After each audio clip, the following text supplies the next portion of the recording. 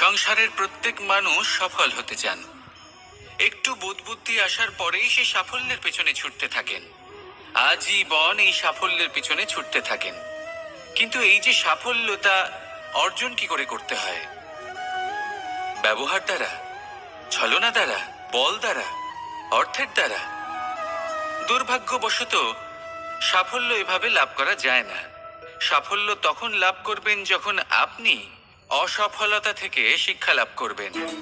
অসাফল্য থেকে শিক্ষা লাভ করা অত্যন্ত গুরুত্বপূর্ণ।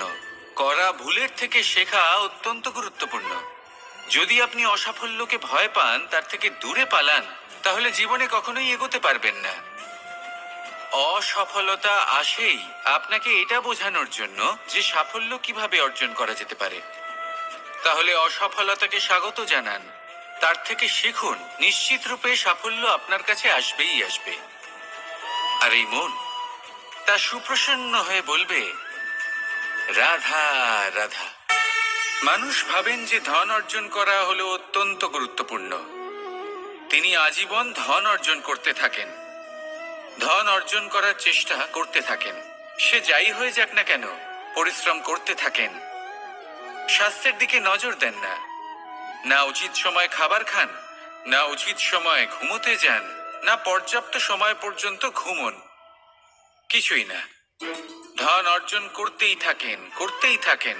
আর কিছু সময় পরে যখন তিনি অসংখ্য ধন লাভ করে ফেলেন, তখন তার সাথে ওনার শরীরে অনেক রোগ বাসা বাঁধে। এইসব রোগের উপচার করতে করতে সেই সমস্ত ধন যা উনি অর্জন করেছেন, তা তিনি ব্যয় করে ফেলেন। শেষ পর্যন্ত কি হয়? আমরা যেভাবে এসেছি ঠিক সেইভাবেই ফিরে যাই। ধন এখানেই থেকে যায়। দেখুন, একটা অত্যন্ত গুরুত্বপূর্ণ কথা রয়েছে যে আপনার বোঝা উচিত। এই যে ধন, তার ব্যবহার করুন জীবনকে আরো ভালো করে তোলার জন্য। ধনের সদ্ব্যবহার করা উচিত, এমন যেন না হয় এই ধন আপনাকে ভোগ করে ফেলে। এই জীবনকে নিশ্চিত রূপে আরো শ্রেষ্ঠ করে তুলুন। কিন্তু এই ধন অর্জন করার এই প্রক্রিয়াতে নিজের সারা জীবনকে নষ্ট করে ফেলবেন না।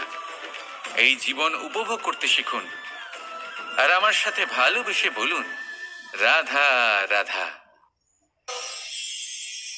ধন মানুষের জীবনের সব থেকে বড় প্রয়োজনীয়তা, সেই অস্ত্র যার দ্বারা মানুষের জীবনের অনেক সংকট দূর করে দেওয়া যেতে পারে,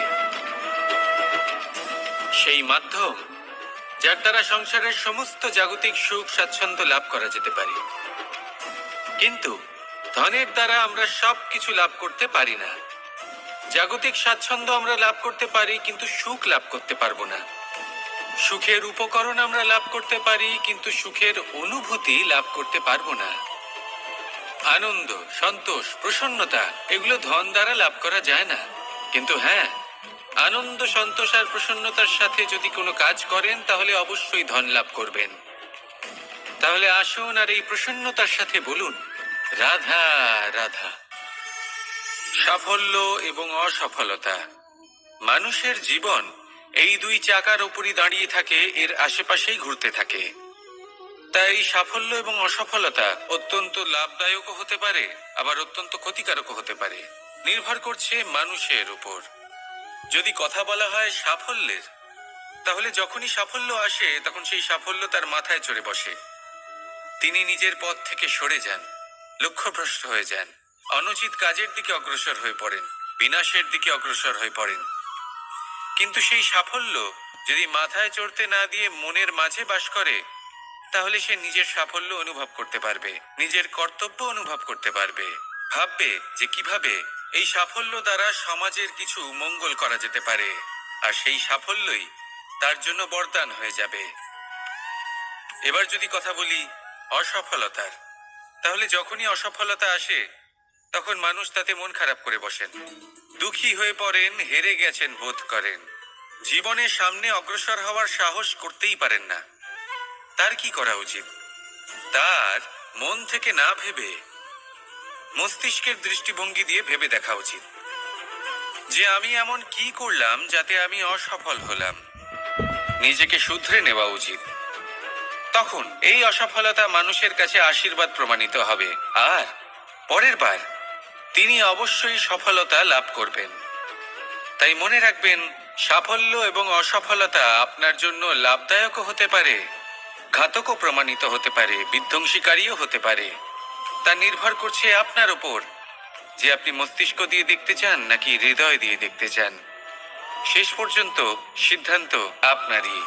আসুন আর আমার সাথে ভালোবেসে বলুন, রাধা।